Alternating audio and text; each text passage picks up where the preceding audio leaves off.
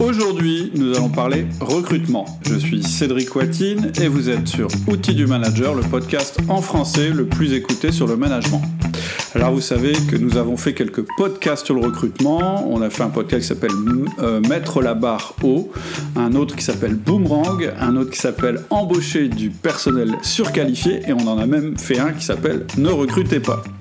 Mais en fait, cette approche n'a jamais été complète parce qu'il me manquait des éléments, par exemple la relation avec le prestataire, les techniques d'entretien, la démarche comportementale, la manière de vendre le poste au candidat, etc., etc., etc. Donc, vous étiez frustrés, j'ai eu des messages de votre part, et moi aussi, j'étais frustré de ne pas pouvoir vous proposer une approche complète du recrutement.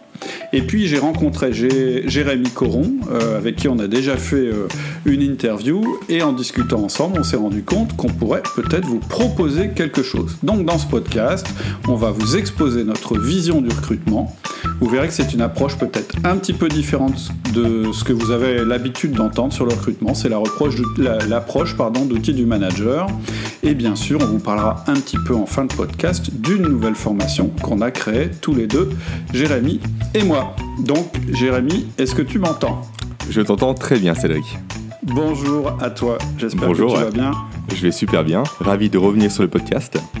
Et ouais, c'est la première fois que je crois que quelqu'un revient une deuxième fois. Bah, super, c'est un honneur. Peut-être que tu peux te présenter rapidement pour ceux qui n'ont pas écouté le podcast d'avant où tu étais déjà venu. Pas de problème. Alors je vais axer ma présentation sur l'aspect recrutement, car c'est ce qui nous intéresse aujourd'hui dans le podcast.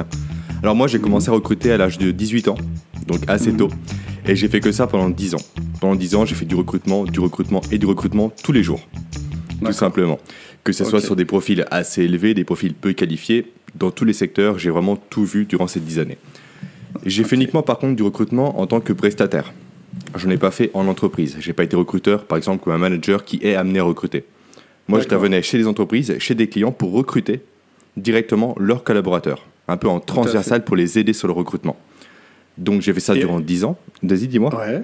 Ouais, donc c'est ça qui était vraiment intéressant aussi, c'est d'être complémentaire dans notre approche. Avoir les deux visions un peu, une partie c'est ça. Du sujet en fait.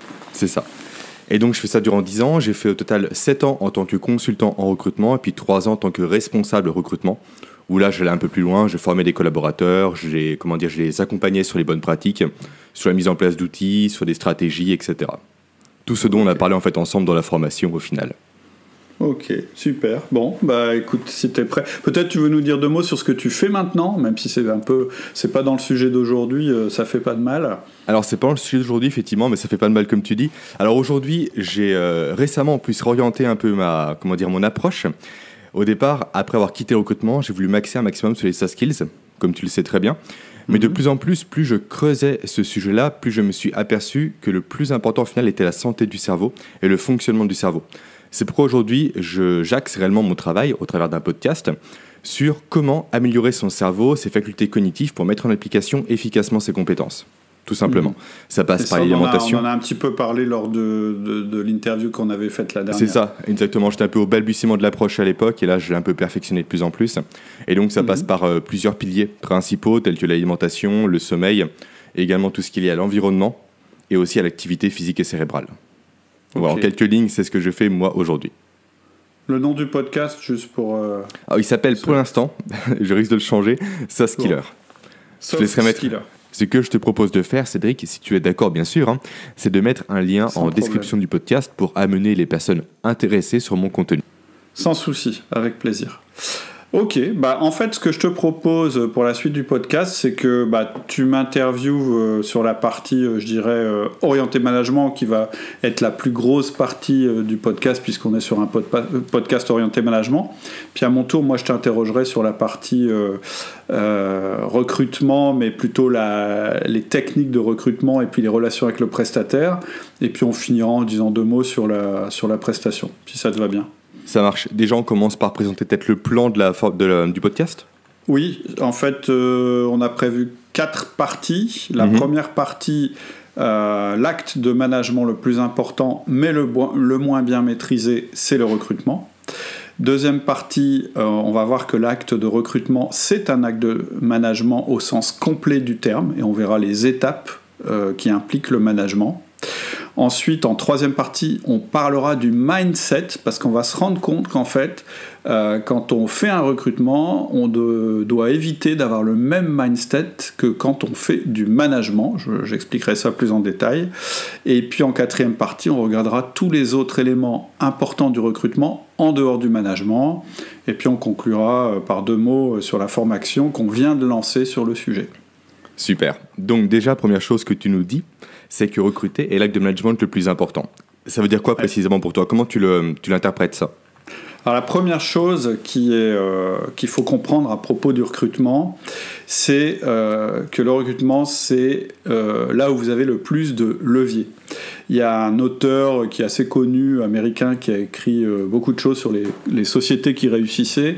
Et donc, il avait une phrase qui était « Get the right people in the bus ». Donc, cet auteur, il s'appelle Jim Collins, vous le connaissez peut-être. Et donc, ce qu'il dit, il dit la base de la base de la base du management, c'est déjà de faire monter les bonnes personnes dans le bus et de les mettre au bon siège.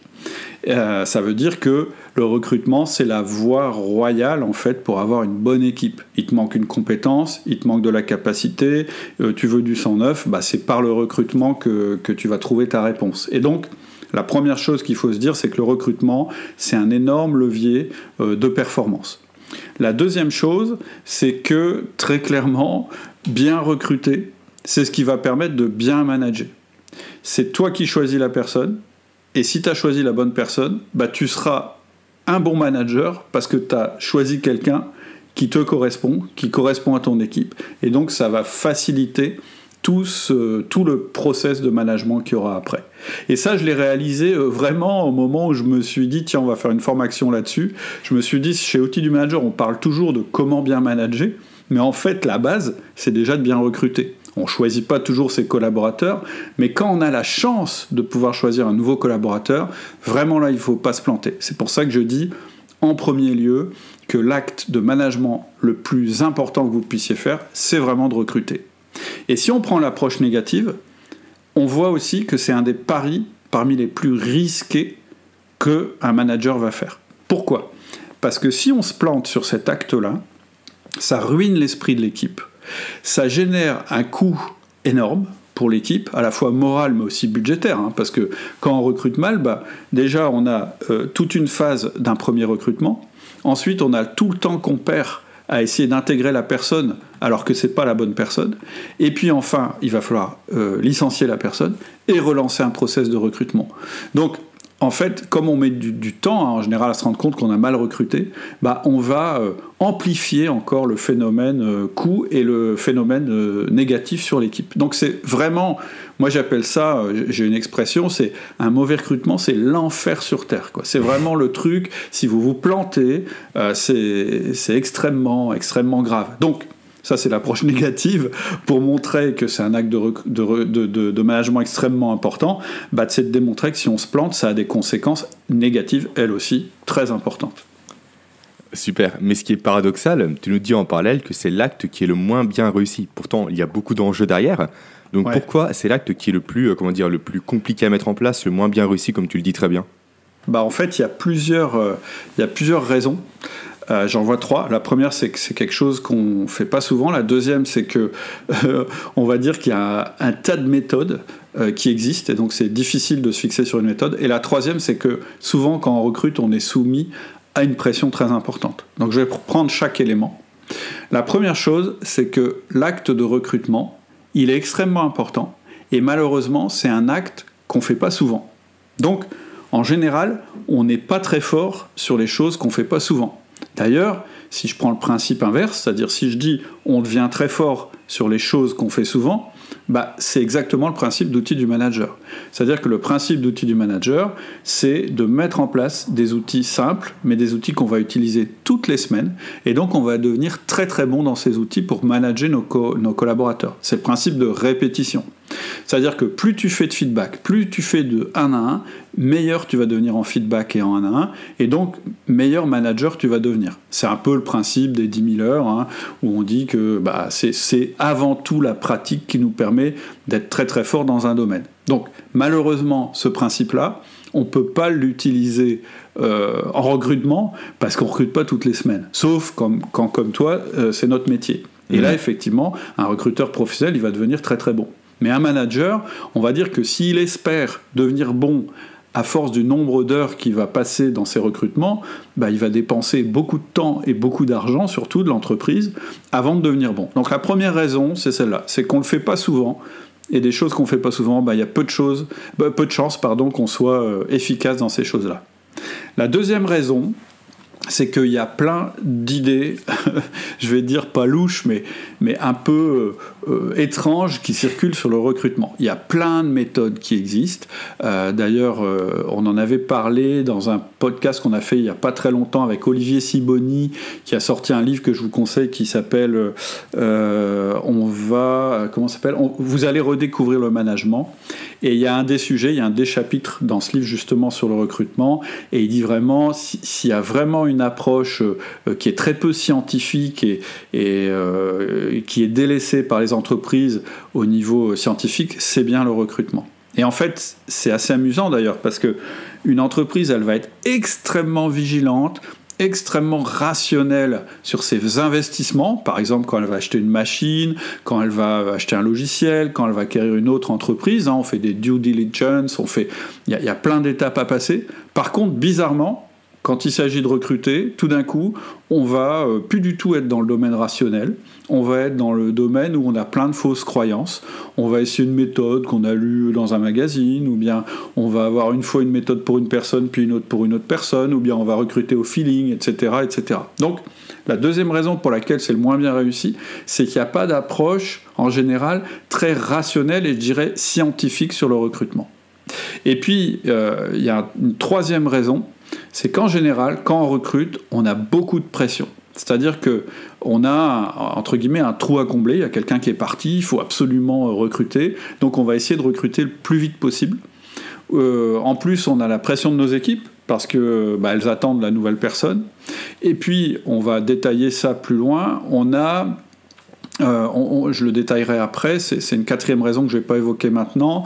On a aussi un biais positif qui va faire qu'on va essayer absolument de trouver une personne, même quand ce n'est pas la bonne personne, on va essayer de la faire rentrer dans des cases où de toute façon elle ne peut pas rentrer. Mais je dirais que les trois raisons principales, c'est on ne le fait pas souvent, il y a plein de méthodes, donc on ne sait pas laquelle prendre, et souvent on ne prend pas la bonne.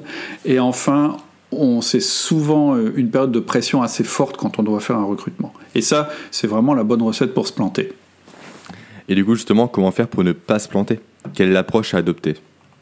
Alors, la première approche que je déconseille absolument, c'est celle que j'ai donnée tout à l'heure, c'est de dire t'en fais et t'en refais et tu vas apprendre de tes erreurs. Mais le problème, c'est que comme une erreur de recrutement, c'est quasiment la dépense négative la plus importante que tu puisses faire dans ton entreprise, c'est vraiment pas la bonne méthode, c'est celle qui va te prendre le plus de temps, qui va te coûter le plus cher, et en plus ça va être dur d'apprendre, parce que comme tu vas essayer à chaque fois des choses différentes, tu pourras pas trop comparer les choses entre elles. Moi, malheureusement, en tant que chef d'entreprise, qui trouvait pas vraiment de méthode, c'est un peu la méthode que j'ai utilisée. C'est-à-dire que moi, de mon côté, ça fait maintenant une vingtaine d'années que régulièrement je fais des recrutements pour une entreprise. Je me plante moins souvent qu'avant. Mais j'ai eu beaucoup de dégâts avec cette non-méthode que j'avais. La deuxième chose, c'est qu'on se dit aussi, c'est puisque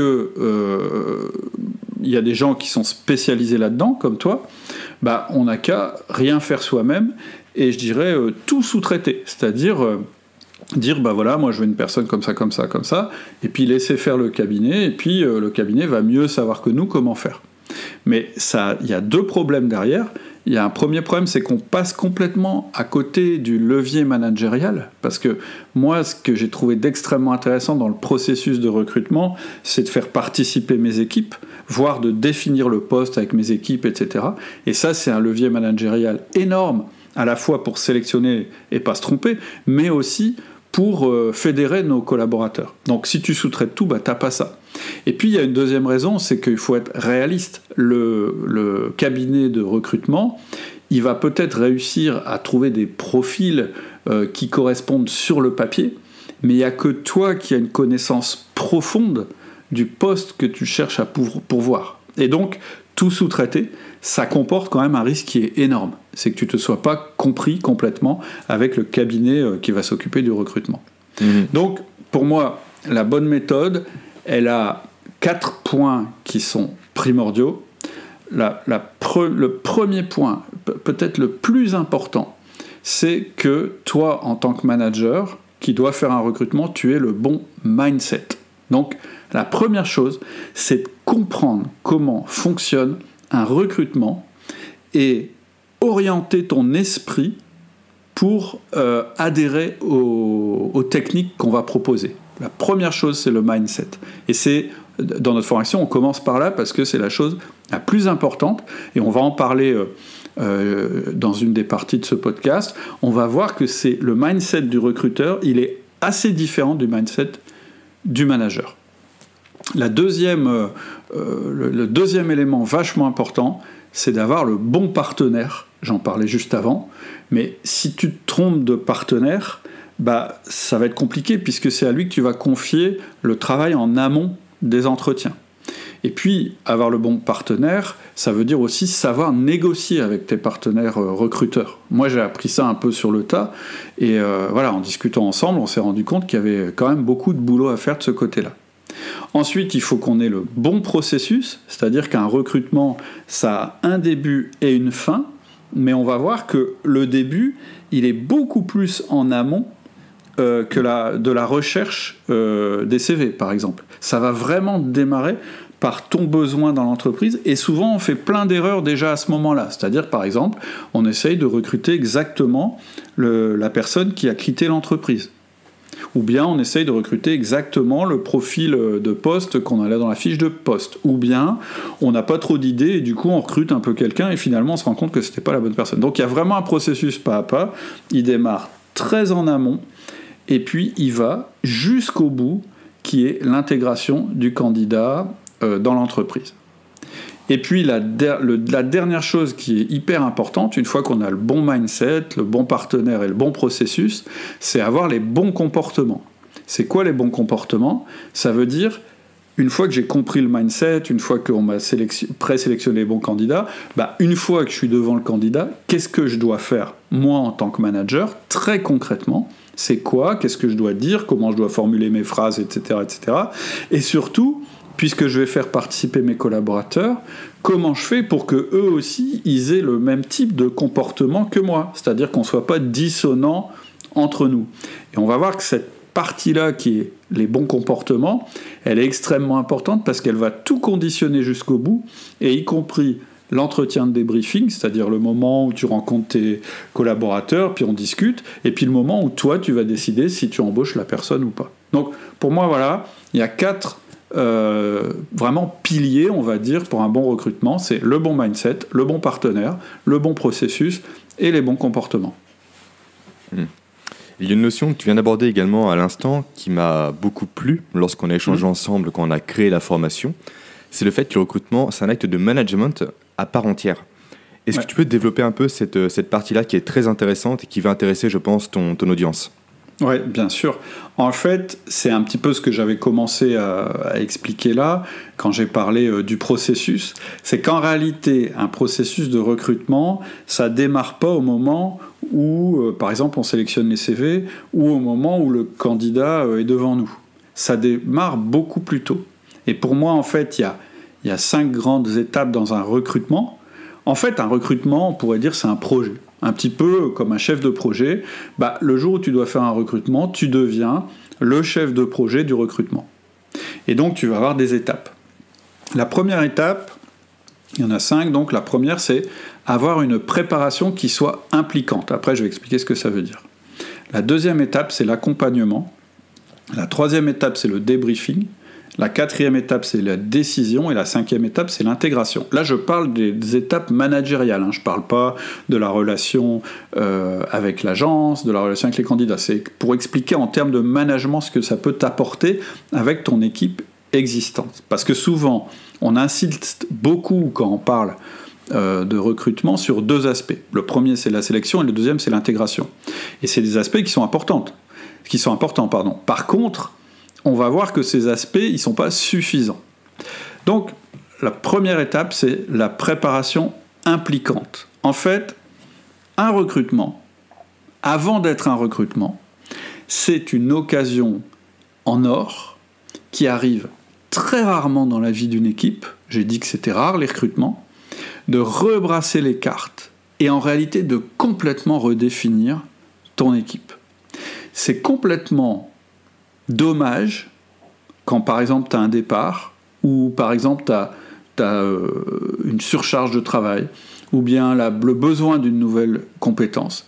C'est complètement dommage de ne pas te mettre avec ton équipe et au lieu de dire tiens alors qu'est-ce qu'il faut qu'on recrute, de refaire le bilan de toutes les compétences qui existent dans l'équipe, qu'elles soient des compétences aujourd'hui utilisées ou qu'elles soient des compétences potentielles. C'est-à-dire que la question à se poser, la première question à se poser, avant même de faire la création de poste, c'est de faire l'état des lieux des compétences de ton équipe. Et quand je dis les compétences de ton équipe, je répète à la fois les compétences qui sont utilisées maintenant et aussi les compétences potentielles, c'est-à-dire celles qui pourraient être développées par ton équipe.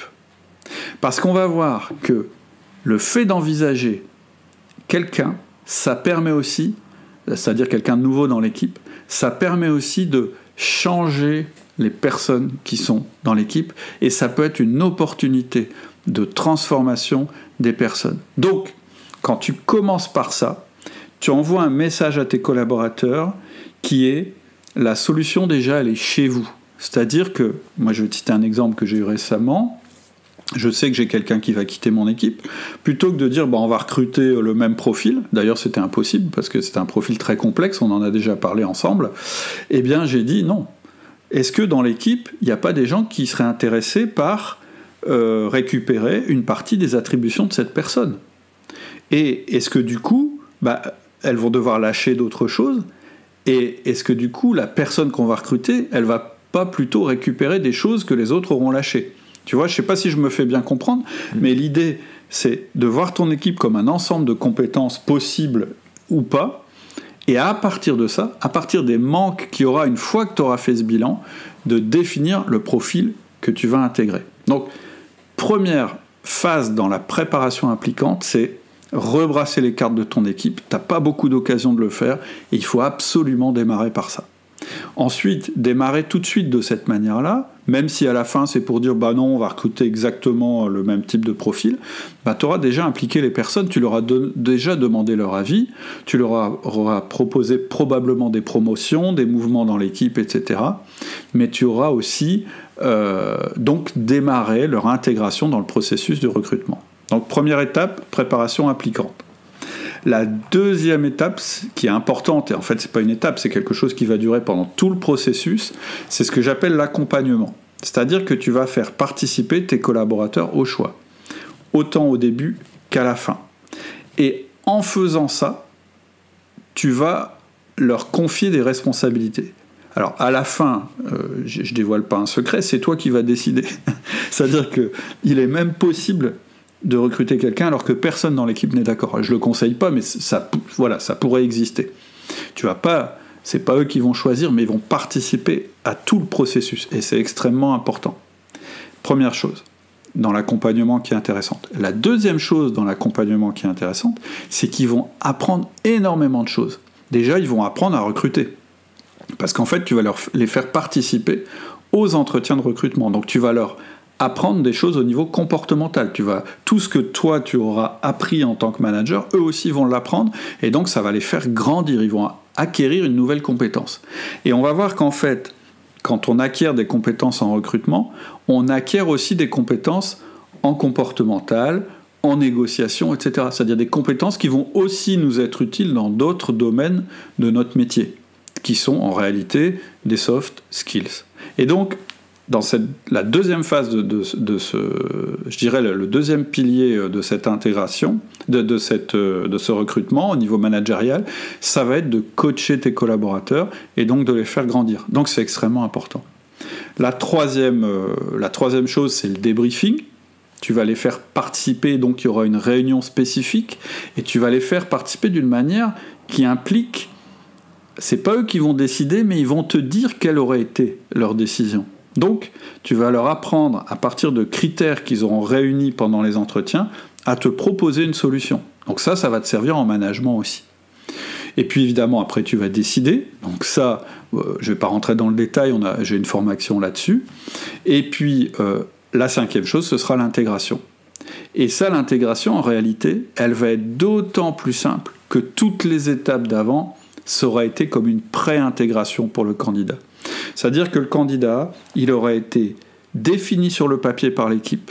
Ensuite, il aurait été sélectionné par l'équipe et ça aura été dur parce qu'on va voir que le mindset, on va en parler juste après, il est particulier et donc il est peut-être parfois un peu difficile à accepter par le candidat. Mais finalement, il va être retenu, donc retenu à la fois par son futur chef et par ses futurs collègues. Et à partir de ce moment-là, l'intégration elle sera beaucoup plus simple. Donc c'est ça que je veux dire quand je dis c'est une démarche managériale complète. On fait du coaching, on apprend des compétences, on fait des soft skills, on apprend à faire parler la personne, on apprend la négociation, etc., dans je dirais dans le processus. Et justement, tu viens de commencer un peu à l'aborder, tu dis que recruter, c'est un acte de management à part entière, mais que cet acte demande de ne pas penser comme un manager normal, on va dire. Exactement. Est-ce que tu peux préciser ça ?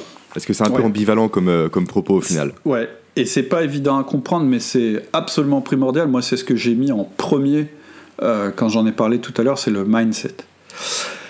Donc, d'un côté, tu as le mindset du manager quotidien, et de l'autre côté, tu as le mindset du recruteur, qui est un manager, mais là, qui a mis sa casquette de recruteur. Et là, ce qui est très important à comprendre, c'est que les relations que toi tu vas avoir en tant que recruteur avec la personne qui sera devant toi, ça peut pas être les mêmes relations que tu as en tant que manager avec tes collaborateurs. Dans un cas, la personne qui est devant toi, elle ne fait pas partie de ton équipe, mais dans l'autre cas, les gens que tu manages font partie de ton équipe. Donc tu peux pas avoir le mindset. Évidemment, après, tout ce qu'on souhaite, c'est que ce candidat, il intègre l'équipe. Et là, tu seras manager avec lui. Mais là, tu n'es pas comme ça. Avant qu'il soit intégré, tu dois avoir un mindset qui est presque à l'opposé de celui que tu as avec ton équipe. Et le mindset, je vais te l'expliquer un peu brutalement, parce qu'on ne va pas rentrer dans les détails ici, mais en gros, ton objectif pendant les entretiens que tu vas avoir avec ces candidats, ça va être de les exclure. Or, avec tes collaborateurs, c'est l'inverse que tu veux. Les collaborateurs qui sont chez toi, bon, sauf si vraiment il y a un problème qu'on ne peut pas résoudre, mais l'exclusion, c'est le dernier recours du manager. Alors que l'exclusion, c'est le premier objectif du recruteur. C'est un peu dur comme manière de le dire, mais c'est vraiment ça. Et là-dessus, il n'y a pas de compromis à faire. Quand tu es dans le processus de recrutement, tu cherches à exclure plutôt qu'à inclure. C'est-à-dire que c'est une sélection. Donc, il y aura beaucoup moins de gens retenus que de gens, éjectés. Vraiment, ça, il faut le comprendre. Le deuxième point important à comprendre, c'est qu'en tant que manager, ton esprit, il est entraîné à trouver des solutions. Ça, j'en parle souvent. On est formaté comme ça quand on est manager, ça nous fait faire plein de choses extraordinaires, mais aussi ça nous fait faire plein d'erreurs. Donc en tant que manager, ton esprit est entraîné à trouver des solutions. Et là, justement, tu as un problème. Il te manque une personne. Donc, automatiquement, ton mindset se met en mode résolution de problème. Et donc, comme tu es un manager, tu vas te dire, je dois boucher ce trou le plus vite possible. Et donc, le risque, c'est que tu risques de recruter une mauvaise personne pour résoudre ton problème. Et si tu fais ça, tu vas entraîner un problème bien plus grave. C'est ce que j'appelais l'enfer sur Terre il y a 5 minutes. C'est le mauvais recrutement. Donc, deuxième point important à comprendre, en tant que manager, malheureusement, pour le recrutement, ton esprit est entraîné à trouver des solutions et donc il va te faire des bêtises. Mais j'ai un troisième point qui va encore accentuer ce problème, c'est que ton candidat, inconsciemment ou pas, il va encore plus renforcer ce problème. Il va renforcer le fait qu'il peut t'aider à résoudre le problème. Parce qu'en fait, lui aussi, il veut faire cesser une situation délicate. Sa situation délicate à lui, c'est être sans emploi ou être dans un job qui ne lui plaît pas. Donc, quand vous allez vous retrouver dans la même pièce, vous allez croire tous les deux que vous avez le même objectif. C'est l'objectif qui rentre dans l'entreprise. C'est-à-dire que si tu gardes ton mindset de manager qui est de collaborer, quand il va rentrer dans la pièce, tu vas te dire, en fait, on va pouvoir collaborer ensemble pour voir comment résoudre notre problème commun, qui est le recrutement. C'est ce que tu ferais avec un collaborateur que tu aurais déjà dans ton équipe. Mais le problème, c'est que c'est totalement une vision biaisée des choses. En fait, vous ne collaborez pas ensemble, vous n'êtes pas dans la même équipe, vous n'avez pas le même objectif. Ça, c'est une construction mentale. Tout simplement, pourquoi ? Parce que c'est sûrement pas la bonne personne, et toi, tu n'es sûrement pas la bonne boîte. Puisque, en général, il y a plus de gens qui vont échouer à l'entretien de recrutement que de gens qui vont réussir. Alors la question que tout le monde se pose, c'est comment fait-on ? Oui, parce que c'est compliqué. Et en fait, il va falloir faire deux choses. En fait, il va falloir faire une chose principale. La première chose, c'est de changer ton mindset. Enfin, plutôt ce qu'on va faire, c'est changer de mindset. Et en fait, on va changer de mindset et on va compartimenter le recrutement. C'est-à-dire qu'on va se créer deux structures mentales, une pour sélectionner les candidats et une pour vendre le poste. Et on ne va jamais faire les deux en même temps. C'est ça, compartimenter. Compartimenter, le principe, j'en ai souvent parlé sur le podcast, c'est de dire, il y a un moment pour faire quelque chose, et tu as un état d'esprit pour faire ce quelque chose, puis un autre moment pour faire autre chose, et là, tu as un autre état d'esprit. Et ça, je ne l'ai jamais entendu dans les méthodes de recrutement, et pourtant, c'est primordial. C'est-à-dire que tu vas te conditionner sur le premier mindset, celui de la sélection. Et là, la clé, c'est de se conditionner pour être une machine à dire non, de se conditionner à refuser le candidat, plutôt que de trouver chez lui ce qui convient au poste et donc être agréable, je dirais aller dans son sens en disant oui, et donc avoir ce qu'on appelle un biais de confirmation positif. Tu vas faire l'inverse, tu vas essayer de trouver toutes les raisons pour ne pas recruter le candidat. Pourquoi ? Parce qu'en fait, il y a ce qu'on appelle une asymétrie des risques. C'est-à-dire, je le détaille dans la formation, mais en gros, qu'est-ce que c'est ? Ça veut dire que c'est toujours moins grave de rater un bon candidat que de faire rentrer un mauvais candidat. S'il y a un truc à retenir, c'est cette phrase que je suis en train de dire maintenant. C'est toujours moins grave de rater un bon que de faire rentrer un mauvais. À partir de ce moment-là, où tu es convaincu de la phrase que je viens de dire, tu as tout intérêt à te conditionner pendant la première partie, la plus longue, quasiment tout le processus du recrutement, tu dois te conditionner vers le rejet du candidat. C'est-à-dire que plutôt que chercher pourquoi il va réussir dans le poste, toujours chercher pourquoi il va échouer dans le poste. Et tu lui rends service en même temps. Donc, il ne faut pas avoir de scrupules là-dessus. C'est vraiment ce qu'il faut chercher quand on est dans le mindset numéro 1, celui du recruteur. Une fois que tu as fait ça, tu vas recompartimenter. C'est-à-dire que tu vas changer de casquette et tu vas devenir vendeur. C'est-à-dire que si le gars a passé, les tests, maintenant, tu vas lui vendre le poste. Puisque maintenant, tu es convaincu que c'est la bonne personne et que tu es la bonne boîte pour lui. Donc maintenant, tu vas complètement switcher de mindset et tu vas être le meilleur vendeur possible pour valoriser l'offre que tu vas lui faire. Et là, je conseille d'ailleurs d'utiliser le disque. Le disque, je ne conseille pas de l'utiliser dans la partie comment exclure le candidat, je conseille de l'utiliser dans la partie comment vendre le poste. Et là, c'est carrément une autre démarche. C'est-à-dire que tu es complètement à l'opposé. Tu es maintenant dans une démarche qui ressemble beaucoup plus d'ailleurs à la démarche d'un manager, puisqu'en fait, maintenant, ce que tu veux, c'est intégrer le candidat. Donc c'est vraiment important de comprendre qu'il y a deux moments, ou plutôt deux mindsets au cours d'un recrutement, et que le meilleur moyen de se planter, c'est d'essayer d'avoir les deux mindsets en même temps. Et c'est donc véritablement en compartimentant ces mindsets-là qu'on arrive à recruter de façon plus rationnelle. Tout à fait. Et c'est pas hyper compliqué si on a les bons outils. Et donc, ce que tu nous dis dans les grandes lignes, c'est qu'on peut avoir une approche rationnelle du recrutement. Oui, Absolument. Je dirais même qu'on doit avoir une approche rationnelle du recrutement. J'en ai parlé en vitesse tout à l'heure en citant Olivier Sibony. En fait, il nous dit qu'un des domaines le pire du management, c'est le recrutement. En termes de rationalité, je ne sais pas si on peut le dire, ou ce rationalisme, je ne sais pas comment on dit, mais ce qu'il dit, c'est qu'on trouve de tout. Et surtout, on trouve beaucoup de méthodes qui sont absolument pas prouvées par la science, qui sont absolument pas rationnelles. Et à un moment, on pourrait même être tenté de se dire, autant recruter au feeling, puisqu'on a 50% de chances de se planter. Bon, c'est pas acceptable comme approche. Je veux dire, quand tu as un enjeu de ce niveau-là, en termes de coûts financiers et autres, tu peux pas te dire, j'ai le droit de me planter une fois sur deux. Faut que tu aies plutôt un ratio à 80-90%. Donc, qu'est-ce que ce serait la méthode absolument sans risque, c'est-à-dire le truc où on ne peut jamais se planter? Ce serait d'embaucher la personne, et puis de l'avoir pendant 1 an, et puis au bout d'1 an, si ça convient, elle est sélectionnée. Ça, ce serait la méthode super scientifique, c'est-à-dire que là, tu es sûr, si pendant 1 an, normalement la personne convient, tu as 100% de chance qu'elle va continuer à convenir. Le problème, c'est que ça va coûter un peu cher. Si tu as 25 personnes et que tu les testes pendant 1 an avant de choisir laquelle tu vas prendre, ça va coûter très très cher. Donc, qu'est-ce qu'on peut trouver comme méthode, je dirais, peut-être pas aussi fiable que celle-là, mais qui soit sur les mêmes bases?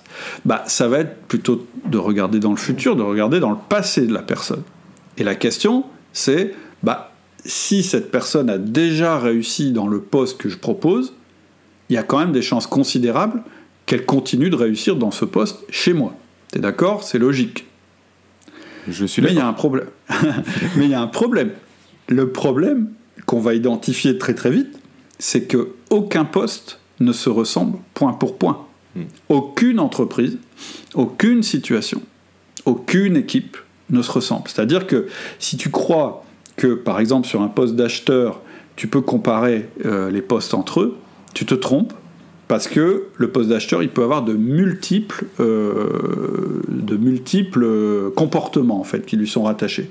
Ça peut être de la négo, ça peut être de l'approvisionnement, ça peut être le fait de parler une langue, de savoir faire des négociations, etc., etc. Et ça, c'est vrai pour tous les postes. Donc, on peut regarder dans le passé de la personne, mais c'est pas suffisant, parce qu'en fait, on n'a aucune garantie que ce qu'elle écrit dans son CV est juste, mais surtout, on n'a aucune garantie qu'on parle de la même chose. Et donc, il va falloir trouver un proxy, une manière, de simuler ça. Et la seule manière qu'on a trouvée, et je pense que là, vraiment, tous les deux, ce qui est marrant, c'est qu'on est tombés d'accord tous les deux avec chacun notre expérience, c'est que la seule manière... Et c'est d'ailleurs aussi l'avis de grandes boîtes comme Google, etc. C'est l'avis d'Olivier Sibony, si j'ai bien compris. C'est la méthode comportementale. C'est-à-dire de trouver dans le passé professionnel de la personne des situations qui se rapprochent le plus du poste qu'on cherche à pourvoir. Et là, c'est ce qui fonctionne le mieux. Toutes catégories confondues, c'est confirmé par les études scientifiques, c'est la meilleure manière de faire. Donc, qu'est-ce que ça veut dire? Ça veut dire que le poste que tu as à pourvoir, tu dois l'éclater en une multitude de comportements qui correspondent au poste, et tu dois fouiller dans le passé ou dans le CV de la personne que tu as en face de toi pour retrouver le même genre de situation et vérifier que sa manière de gérer ces situations est celle qui te convient pour qu'elle puisse occuper ce poste. Donc ça élimine quasiment toutes les autres méthodes. C'est-à-dire que ça élimine par exemple les questions qui sont qu'est-ce que vous feriez si il se passait ça? Parce que ça, c'est l'imaginaire, c'est quelque chose qui ne s'est pas produit. Toi, ce que tu veux, c'est ce qui s'est produit dans le passé du collaborateur et qui se rapproche le plus possible de ce qui va se produire dans son futur s'il est dans ton entreprise. Ça va être aussi tout ce qui est question genre c'est quoi vos qualités, vos défauts, etc. Ça va être... du coup, il ne te reste plus qu'une seule chose à faire, c'est poser des questions qu'on appelle des questions comportementales. Et ça tombe bien, parce que l'approche comportementale, c'est ce fondement d'outils du manager. C'est, par exemple, sur ça qu'on a fondé le 1 à 1, le feedback, le disque. En fait, tous les outils du manager sont fondés sur l'approche comportementale. Et ce qui est amusant, je le répète, c'est que moi, ça m'a tout de suite parlé, cette approche, parce que je la pratique en tant que manager, et même je l'enseigne. Et toi, ça t'a tout de suite parlé aussi, parce que tu t'es bien rendu compte, dans ton vécu de recruteur, que c'était quasiment la seule chose qui fonctionnait avec des bons résultats. Mm-hmm. Exactement, c'est vraiment la seule méthode aujourd'hui qui fonctionne, pas à 100%, car ça reste de l'humain, mais qui limite le maximum de risques dans la prise de décision finale. Tout à fait. Et ça doit être le squelette, ça doit être la structure, ça doit être vraiment ce qui guide tout l'entretien. Après, évidemment, il peut y avoir des choses plus, je dirais moins scientifiques, mais le truc central, c'est vraiment ces questions comportementales. C'est-à-dire essayer de trouver dans l'histoire de la personne, dans son historique, des situations où elle a prouvé qu'elle avait les bons comportements par rapport à ce que tu attends dans le poste qu'elle va occuper.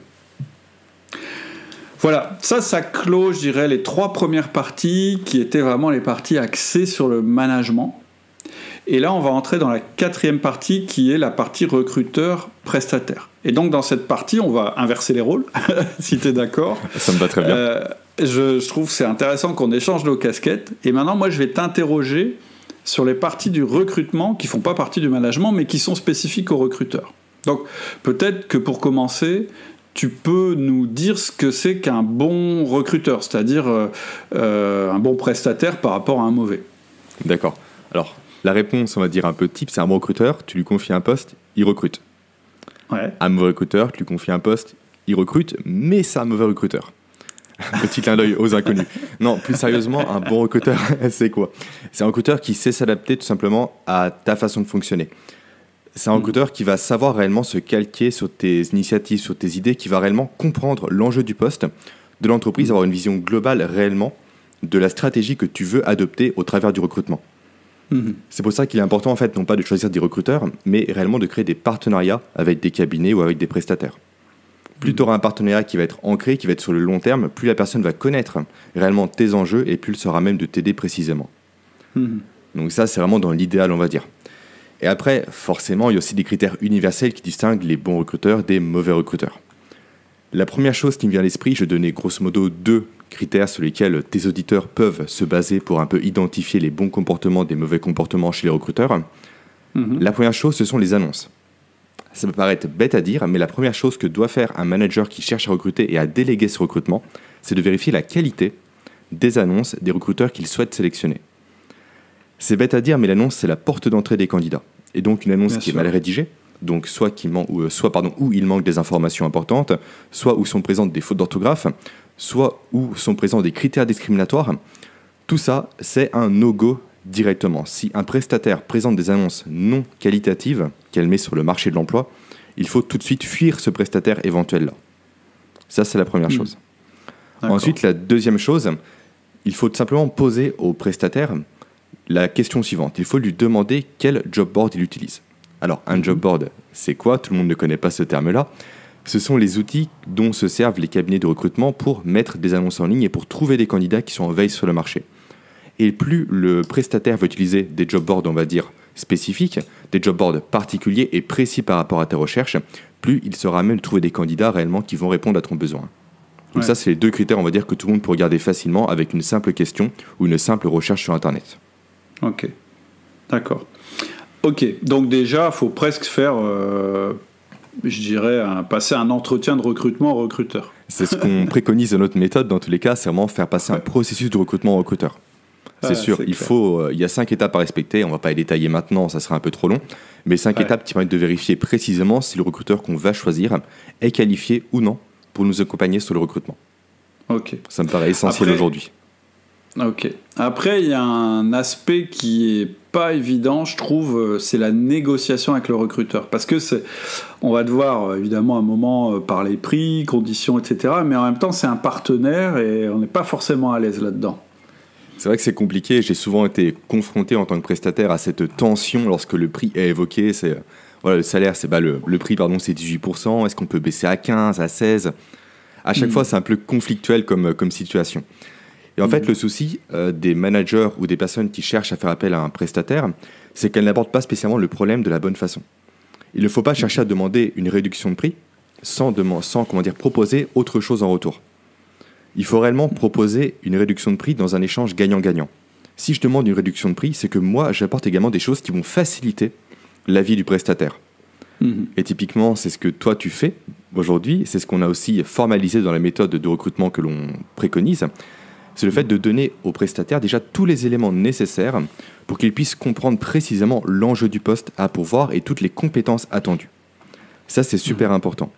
Car en tant que recruteur, je ne calcule même pas le nombre de fois où des recruteurs, des managers, m'ont envoyé un simple petit email avec quelques missions, quelques traits de caractère, un peu vagues, un peu flous, en me demandant de trouver la bonne personne à partir de ça. Et à chaque fois, c'est voué à l'échec. Faut dire ce qui est, moins le poste sera décrit, plus il y aura de risques pour le recruteur de trouver la mauvaise personne. Et donc toi, en tant que manager, si tu proposes à l'inverse un cahier des charges très précis, très détaillé, tu le présentes directement au recruteur et là tu peux négocier car tu as pré-mâché son travail en amont. Oui, donc voilà le conseil que je peux C'est donner. pas forcément sa valeur ajoutée à lui, parce que c'est vraiment toi qui sais exactement qui tu as envie de recruter. Lui, il est extérieur, c'est ce que je disais tout à l'heure, tu peux pas tout sous-traiter.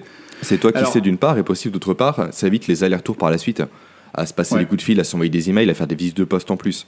Au moins, d'entrée de jeu, tout est acté, tout est clair, tout est précis, on sait sur quoi on s'engage et on y va. Et là, on peut négocier plus facilement. Et c'est win-win parce qu'en fait, toi, tu as fourni du travail que lui n'a pas à fournir, et donc ça peut faire que le recrutement, finalement, te revienne moins cher en coût externe. C'est ça. Et lui, il y a moins d'erreurs, il y a moins de temps perdu pour le recruteur aussi. C'est 100% gagnant-gagnant comme démarche. Ok, super.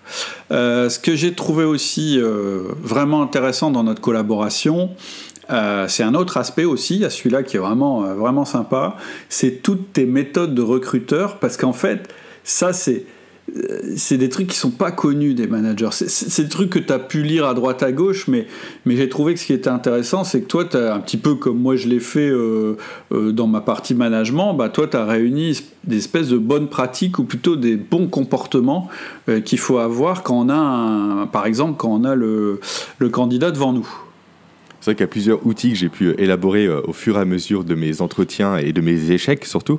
C'est grâce à ça que j'ai appris, notamment la méthode SCORE, dont j'ai déjà parlé dans le podcast précédent qu'on a fait ensemble, qui est une méthode qui permet tout simplement de vérifier la véracité d'une réponse apportée par un candidat. Également, on a parlé ensemble dans la formation de la grille AME, qui est une grille en fait qui permet de factualiser et de rendre réellement, précise l'évaluation d'un candidat sans se faire biaiser par les différents biais cognitifs que l'on peut rencontrer et dont tu as déjà parlé. Et aussi certaines questions toutes bêtes qui permettent facilement de relancer le candidat. J'en ai un panel assez large, dont les questions miroirs, qui sont vraiment mes questions préférées. C'est une question toute bête, en fait, tout simplement, qui consiste à répéter la fin de la phrase d'un candidat pour l'inciter à développer ses propos. Ouais. Typiquement, face à toi, tu as un candidat qui te dit grâce à cette action-là, j'ai développé mon chiffre d'affaires. Toi, tu veux avoir plus d'informations. Tu répètes tout simplement, vous avez réussi à développer votre chiffre d'affaires. Et là, tu laisses un silence. Et forcément, le candidat va vouloir compléter ce silence-là en complétant sa réponse. Donc ça, c'est une super technique toute simple à mettre en place pour questionner les candidats. Ouais, moi alors je confirme, ça marche super bien. J'ai essayé, j'ai d'ailleurs essayé dans d'autres contextes que celui de recrutement, et ça marche très très bien. Mais dans le contexte du recrutement, c'est vraiment bien parce que en plus ça nous évite de projeter sur le candidat notre désir qu'il réussisse à l'entretien. Je rappelle le mindset. Vous allez avoir beaucoup de mal à pas, sans le vouloir, indiquer dans quelle direction vous voulez que le candidat aille. C'est vrai que, comme tu dis, les recruteurs cherchent à trouver des solutions à tout prix. Ils sont quasiment formatés pour ça. Le cerveau pense solution, solution, solution. Et le problème avec ce biais-là, parce que c'est encore un biais, encore une fois, c'est le fait qu'on va chercher à faire dire des choses au candidat, que nous, on veut entendre, tout simplement. Et ça s'appelle des questions orientées. Et énormément de recruteurs, même des recruteurs un peu aguerris, en posent. Donc, il faut vraiment se détacher de ça. Une question orientée, c'est quoi ? Par exemple, on dit au candidat, si je suis bien compris, vous avez fait preuve d'autonomie durant votre poste. Ouais. Ça, c'est une question orientée. Le candidat ne va jamais dire non. Il ne va pas dire non, j'ai été complètement dépendant de mon hiérarchique. Il va dire oui, forcément, j'ai été autonome. Vous cherchez c'est ça, vous cherchez à évaluer l'autonomie, à vérifier que la personne a de l'autonomie, et vous lui demandez de dire oui à une question que vous lui posez. Ça, voilà, c'est un gros piège dans lequel on tombe facilement. Très facilement. Oui, puis on tombe là aussi parce que quand on est en face de quelqu'un, on fait preuve d'empathie, on a envie qu'il réussisse, mais c'est une erreur. C'est une erreur. On rend service à personne quand on fait ça. On est bienveillant envers la personne, oui. Et c'est vrai que les questions miroirs, c'est tout bête, hein, mais une fois qu'on a appris ça, et comme dans le guide c'est écrit, etc., donc on a le réflexe de le faire, mais c'est incroyable, ça marche super bien, quoi. Alors après, il y a un autre aspect aussi, qui est moins rigolo, en tout cas pour moi, et que je connaissais pas du tout, en fait, c'est toutes les contraintes légales autour du recrutement, et là, c'est facile de faire des erreurs, quoi. On n'est pas bien informé. Des erreurs qui peuvent engendrer des pénalités préjudiciables. Effectivement, donc, il y a plusieurs erreurs que l'on peut faire. Déjà, je pense à la discrimination. La discrimination, c'est une erreur qu'on fait très facilement sans se rendre compte. Aujourd'hui, les critères discriminatoires sont très stricts et très précis. Typiquement, je prends le cas de l'annonce d'emploi. Il faut savoir que sur une annonce d'emploi, si on met port de charges lourdes, c'est discriminatoire. D'accord. Voilà, ça c'est discriminatoire. Ah ouais. Pôle emploi fait sauter l'annonce. Pourquoi ? Parce que ce terme-là induit directement que la personne ne peut pas exercer le métier si elle ne peut pas porter des charges lourdes. Donc c'est propre à la personne. C'est la personne qui fait défaut tout simplement, au travers de ce terme-là. Donc il faut le formuler différemment. Il faut dire que le poste nécessite du port de charges lourdes. Ouais. C'est un petit détail qui se joue à pas grand-chose, mais qui permet d'éviter de se faire sauter son annonce sur Pôle emploi. Je sais que beaucoup de managers mettent leurs annonces en ligne sur Pôle emploi, donc évitez de les faire sauter. Déjà que ça prend du temps à faire, donc évitez ça. Et ensuite... Ouais, vas-y, je t'en prie. Pardon. Et ensuite, l'autre élément qui vous concerne potentiellement plus, vous les managers, ce sont les contrôles de référence. Il faut savoir que les contrôles de référence, ce n'est pas une action qui est anodine, on n'appelle pas un ancien employeur comme si de rien n'était. Il y a des contextes à respecter, il y a des règles à respecter, il y a un cadre à respecter. Il faut notamment faire signer une décharge au candidat pour s'assurer qu'il est bien d'accord, qu'il nous autorise bien à appeler son ancien employeur. Et ça, si on ne le fait pas, si le candidat porte plainte par la suite, il peut y avoir des pénalités financières au niveau de l'entreprise. Ouais. C'est important. C'est pas la partie la plus rigolote, mais... C'est peu connu, mais c'est important, effectivement. Après, on parle également de RGPD, de confidentialité. Ouais. Il y a beaucoup d'éléments qui rentrent en compte et dont on parle dans la formation. Après, il y a un autre point sur lequel on était d'accord, qui nous a paru à tous les deux ultra important. C'était celui de guider fortement nos collaborateurs pendant les entretiens. Moi, c'était clairement un point faible chez moi. C'est-à-dire que moi, je m'étais créé ma méthode, je faisais des questions comportementales, etc. Mais par contre, je donnais pas tellement d'instructions à mes collaborateurs. Et donc, en fait, ils faisaient un peu avec ce qu'ils avaient, les pauvres. Hein. Et puis, je me rendais compte à la réunion de débriefing qu'en fait, ils avaient fait un truc complètement... je dirais un petit peu comme ils le sentaient. Et finalement, en fait, ça facilitait pas du tout la décision. C'est-à-dire que moi, j'avais ma méthode, eux, ils en avaient pas ou ils en avaient une autre. Et finalement, franchement, la réunion à la fin, en fait, en réalité, ce qui se passait, pour être très clair, c'est que finalement, je décidais selon moi l'impression que j'avais eue, parce que j'arrivais pas à exploiter leur avis à eux. C'est vrai que je suis pas spécialement étonné par rapport à ça. Il faut apprendre plutôt aux collaborateurs à faire un entretien. Comme tu le dis, les managers ne sont pas déjà aguerris à en faire, ils n'ont pas l'habitude d'en faire, donc les collaborateurs, c'est encore pire. C'est tout nouveau pour eux. Souvent, les managers les projettent directement sur un recrutement en leur disant « fais un entretien, c'est demain à 16h, tu le fais ». Le collaborateur, il est un peu perdu, il ne sait pas quoi faire, il navigue un peu à la vue, et forcément, il ne pose pas les questions qu'il devrait poser. Et à la fin, tu te retrouves, toi, avec tes collaborateurs, chacun a une méthode différente, chacun a des techniques différentes, chacun n'a pas la même structure, et forcément, pour croiser les données, c'est impossible. C'est comme si tu demandais en fait à un professeur de mathématiques d'évaluer le niveau de ses élèves avec des contrôles différents. Ça n'a aucun sens. Donc, forcément, à partir de là, il faut harmoniser les pratiques au sein de ton équipe. Vous avez chacun la même trame, les mêmes questions, la même structure, vous la suivez à la lettre, et à partir de là, vous pouvez réellement évaluer le candidat de la bonne façon avec les mêmes informations, chacun de votre côté. Et donc ça sert précisément lors de la réunion de débriefing dont tu as déjà parlé. Et dans la méthode qu'on propose, toi et moi, on a fait un guide justement pour accompagner les managers à former efficacement leurs collaborateurs très rapidement.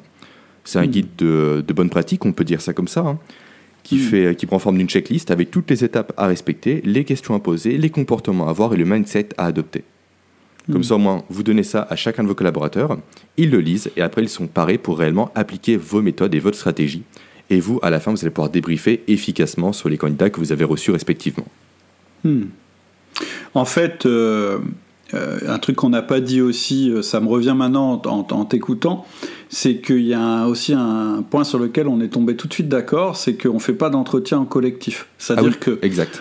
On se met pas tous à 5 devant le candidat à lui poser des questions, mais on fait de manière successive. C'est-à-dire que c'est des 1 à 1, pas dans le sens managérial du terme, mais quand même, chaque collaborateur qu'on va impliquer dans la démarche va faire passer un entretien de recrutement au même candidat et avec la même structure. C'est que comme ça qu'on arrive à avoir une vision du candidat complète, en fait, selon les critères de chacun, mais avec une méthode qui est commune. Et c'est vrai que ça marche beaucoup mieux. Et sans déstabiliser le candidat aussi. Il y en a qui sont un peu plus timides que les autres, et quand tu as 3 personnes face à toi, c'est très compliqué. En plus, chacun veut tirer la couverture à soi dans un recrutement. Ouais. Donc, ou l'inverse, veut s'effacer par rapport aux autres. Tout à fait. Tu peux tous les tempéraments, et donc finalement... Et puis, en plus, il s'en dégage rien de clair. C'est-à-dire que ce qu'on va demander à chacun des collaborateurs qui ont fait passer les entretiens aux candidats, à la fin, c'est leur décision. C'est-à-dire qu'on va les mettre... Toi, tu le recruterais ? Oui, non. Or, quand on a vu un candidat en groupe, ce qu'on va essayer de faire, c'est d'essayer de dégager une opinion commune. Et ça, on veut pas. En fait, on veut que chacun ait son opinion. On a une méthode pour ça, mais chacun a son opinion, et chacun va devoir dire son opinion devant toi avant que tu prennes ta décision. Comme ça, tu auras beaucoup plus de critères pour prendre ta décision que si ça avait été une discussion informelle juste après l'entretien en disant « Bon alors, qu'est-ce que t'en penses ? Ouais, il a l'air pas mal. Ouais, mais t'as vu, il y a ça. » Enfin, moi, j'ai fait ça des dizaines de fois. En fait, ça sert à rien. Ça sert à rien. Alors que la méthode où chacun donne vraiment son opinion sans être influencé par les autres, ou un minimum, encore une fois, c'est beaucoup plus rationnel, cette manière-là de faire. Et plus que son opinion, c'est un avis tranché que va donner la personne, c'est oui ou non. C'est pas peut-être, c'est oui ou c'est non. Point barre. Tout à fait. Oui, non et pourquoi. Et là, on guide la personne et elle a des critères pour dire pourquoi, elle dit les points de vigilance. Enfin, je veux dire, c'est vraiment une méthode construite qui met toutes les chances de notre côté. Ok, bon, on en a dit déjà pas mal sur la chose. Peut-être qu'on peut conclure, si tu es d'accord, à moins que tu aies des choses à ajouter par rapport à ça. Non, tout me paraît bien, on peut conclure. Ça fait déjà 1 heure qu'on parle ensemble, donc ouais. On va pas trop encore charger le podcast. Non, et en fait, de ces réflexions, de nos techniques qu'on a chacun l'un et l'autre, qu'on a mis ensemble, on a créé, est née une formation qui s'appelle Recruteur d'élite, et où vraiment on donne pas à pas toutes les étapes de A à Z, et je le dis, on part très très en amont et on s'arrête juste avant l'intégration du candidat parce que c'était pas le sujet. Et on part vraiment du début, avant de contacter le prestataire et même d'avoir fait la fiche de poste. Je décris le processus de discussion avec les collaborateurs en amont et comment brasser les cartes avec eux, etc. Et on va jusqu'au bout, y compris en allant jusqu'à la manière de vendre le poste au candidat, avec les 2 mindsets. Et puis on explique tout, c'est-à-dire comment on fait un refus à un candidat, comment on met un candidat en attente, etc. etc. Je pense qu'on a vraiment fait une formation ici qui est très détaillée, qui est pas à pas et qui respecte les principes qu'on a vus dans ce podcast. Le but du podcast ici, si vous décidez de pas... prendre l'information, ce que je comprends tout à fait, mais c'est déjà de vous donner les grands principes, l'état d'esprit dans lequel vous devez faire vos recrutements. Ensuite, si vous voulez être sûr de ne pas vous planter, si vous voulez gagner du temps, et je dirais même, en rigolant, ce qu'on se disait, c'est que de toute façon, même le coût de la formation, il va être immédiatement absorbé à votre premier recrutement, parce que ce que vous aurez préparé grâce à la formation, finalement, ça va vous permettre de négocier beaucoup mieux votre contrat avec le prestataire. Donc, on vous donne vraiment un truc qui est global. On a préparé des checklists, on a préparé un guide, on a même le guide des questions à poser en entretien. Tout à fait. On a les checklists, tout ce qu'il faut prévoir avant l'entretien. On a le guide d'entretien. Enfin, je pense qu'on a vraiment fait une approche détaillée, mais qui respecte les principes, à la fois tes principes en tant que recruteur chevronné et les principes d'outils du manager. Donc pour moi, c'est vraiment une formation majeure d'outils du manager. Mais encore une fois, le but du podcast, c'est pas de la détailler, mais plutôt de vous donner les bons principes. Donc, si vous voulez aller plus loin, je mettrai en description le lien pour aller vers la formation, ou bien, si vous ne trouvez pas le lien, vous pouvez toujours aller sur le catalogue sur le site www.outildumanager.com, et là, vous choisissez la formation RDE, recruteur d'élite, et vous aurez un descriptif plus complet. Et si vous faites vite, je ne sais pas quand vous écouterez ce podcast, là on est le 18 mai 2020, c'est la semaine du lancement de la formation, donc elle est accessible pour quelques places encore à un prix réduit, puisque je suis en train d'uploader tous nos modules, là on a terminé, mais je upload tous les modules au fur et à mesure de la semaine. Je vais probablement uploader le module numéro 2 aujourd'hui. Voilà, donc je vous souhaite de grandes réussites dans vos recrutements. Et puis Jérémy, je te remercie infiniment. C'était un partenariat intéressant. Et puis qui sait, je te donne rendez-vous peut-être pour une 3e interview dans avec grand plaisir. Et une chose que j'aimerais rajouter avant de partir, c'est par rapport à la formation. On prend un exemple concret avec Cédric. On prend le cas de Jean-Paul. Ah oui, c'est vrai. Tout au long de la formation que l'on va suivre. Donc on va voir l'évolution de Jean-Paul qui part à la retraite et comment on va le remplacer. Histoire de vous projeter encore plus dans les démarches et vraiment concrétiser les informations qu'on va vous transmettre à travers de la formation. Ouais, c'est vrai, j'avais oublié ça. Le fameux cas Jean-Paul. On remplace Jean-Paul. C'est ça. Il a mérité sa retraite. Allez, très bonne semaine à toi. À très bientôt. À très bientôt.